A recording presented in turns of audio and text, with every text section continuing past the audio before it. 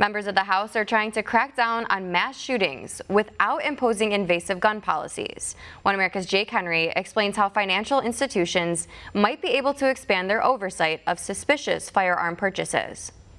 When it comes to cracking down on money laundering, human trafficking, or terrorist attacks, banks are required under the Bank Secrecy Act to report highly suspicious financial activity that indicates illegal behavior. Now, a handful of House representatives introduced a bill Friday which would make Congress adopt the same strategy to prevent mass shootings. Under federal law, reports say it's illegal if a gun retailer fails to report bulk gun purchases to authorities, and it's also against the law to buy a gun when you're under 18 years old. That's why if past reports suggest the Gun Violence Prevention through Financial Intelligence Act would enforce rules already on the books but get an extra hand from banks. That means no restrictive gun laws will be passed, nor will the bill restrict firearm owners from buying, selling, and using guns as they currently do under the law. Reports suggest the legislation's primary purpose is to stop mass shooters and won't infringe on law-abiding gun owners. The legislator behind the bill is Virginia Representative Jennifer Wexton. In her bill, she argues banks, credit card companies, and retailers should monitor illegal purchasing patterns because it could tip off authorities before the culprit commits the crime. The idea of the legislation mirrors a plan by New York Times columnist Andrew Sorkin, who pointed out how the gunman responsible for the deadly 2016 Pulse nightclub shooting used 6 credit cards to buy thousands of rounds of ammunition and 2 guns. Sorkin says highly suspicious purchases like that one could have been caught early and used to prevent the tragedy. This bill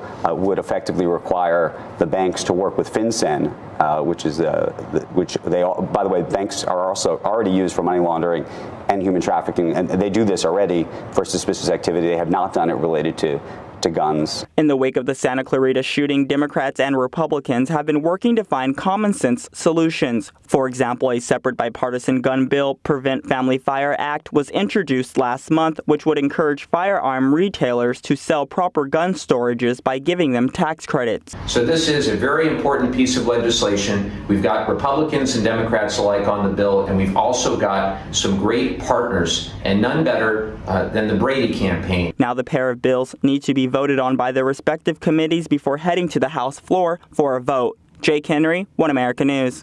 Want to see more videos like this?